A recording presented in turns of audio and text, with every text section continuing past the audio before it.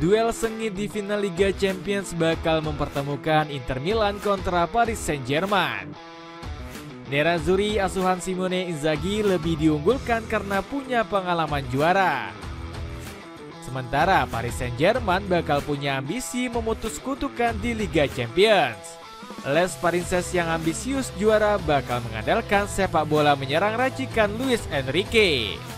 Duel pemain kunci bakal menyorot Gianluigi Donnarumma dan Yann Sommer di bawah mister gawang. Bagaimanakah preview final Liga Champions antara Inter Milan dan Paris Saint-Germain? Bertemunya dua tim yang selalu diremehkan. Inter Milan menggegerkan satu dunia usai mengalahkan Barcelona di babak semifinal. Padahal tim asal kota mode ini diremehkan bisa lolos ke partai puncak. Menurut hitung-hitungan Opta, Nerazzurri cuma punya kas menang sebesar 33%.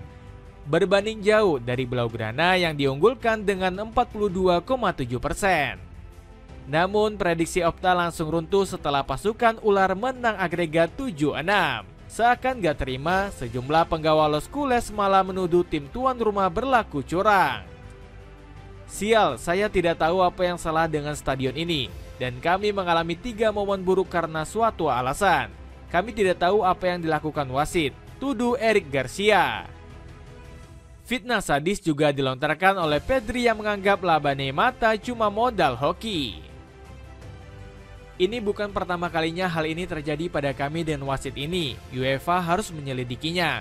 Setiap keputusan selalu menguntungkan Inter. Banyak hal yang sulit dijelaskan, tutur Pedri.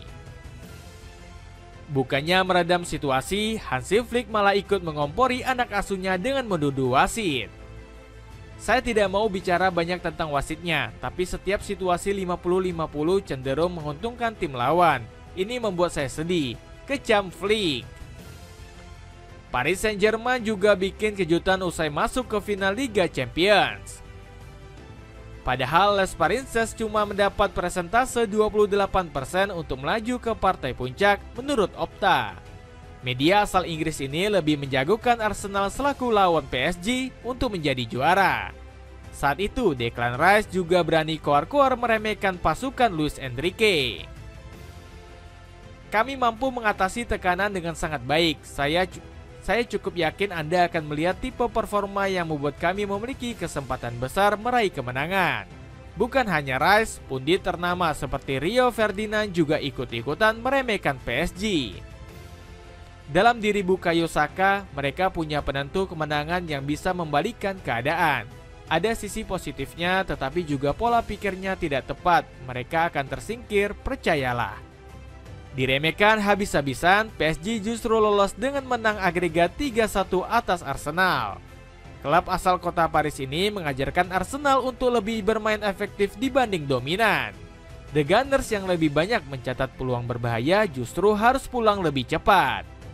Dapatkan sepatu bola premium yang harganya cuma 100 ribuan dari Hans. Cek link di bawah ini. Duel sengit, pertahanan gila lawan, serangan gacor. Final Liga Champions musim ini bakal menjadi panggung dua filosofi permainan yang berbeda. Inter Milan mengusung pertahanan anti jebol yang rata-rata hanya kemasukan 0,8 gol per laga.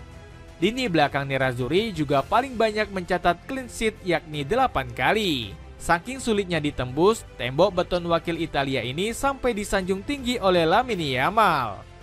Dalam pertahanan, Inter Milan adalah tim yang sangat kuat. Saya rasa itu senjata terhebat mereka, dan mereka selalu membuktikannya setiap tahun di Liga Champions.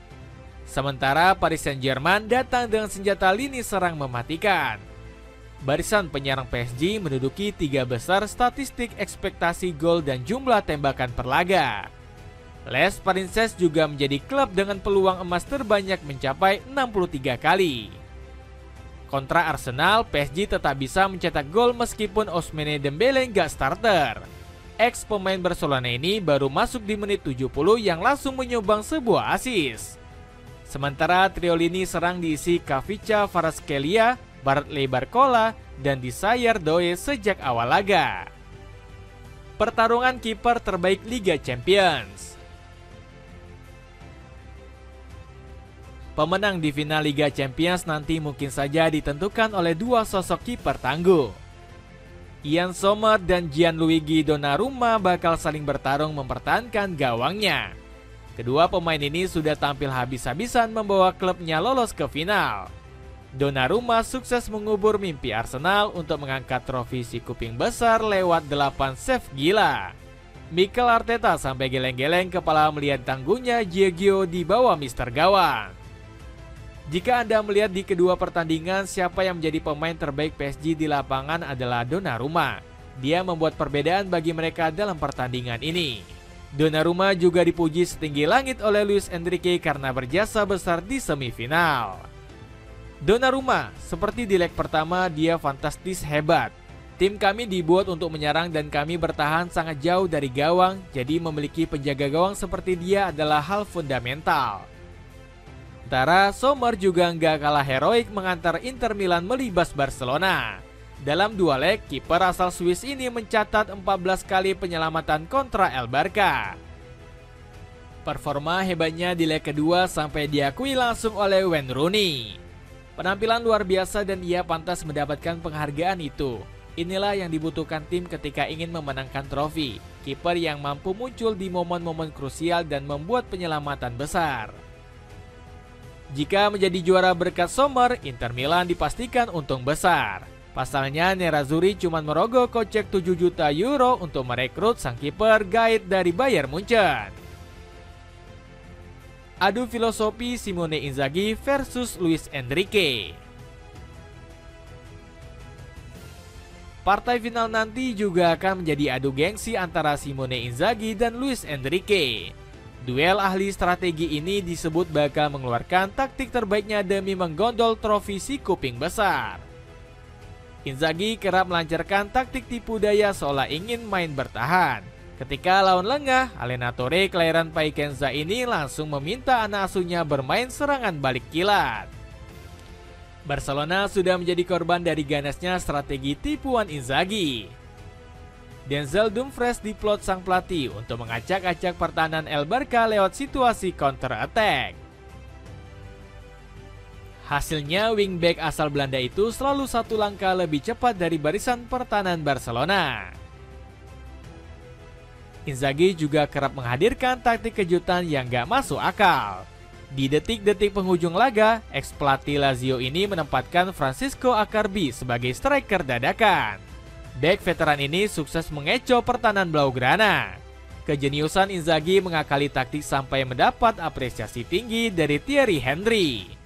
Saya belum pernah melihat pemain bertahan yang melakukan transisi seperti Inter. Mereka menemukan cara yang berbeda. Saya pikir mereka bekerja dengan baik dan itulah kenapa mereka ada di final.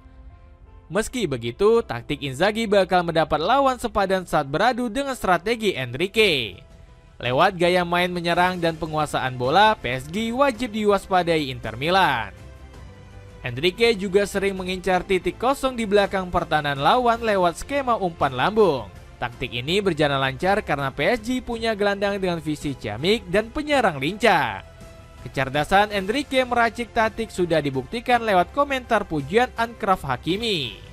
Luis Enrique telah melakukan pekerjaan yang luar biasa sejak ia tiba di PSG. Ia telah membangun tim yang hebat hanya dalam waktu 1 tahun. Ia seorang jenius.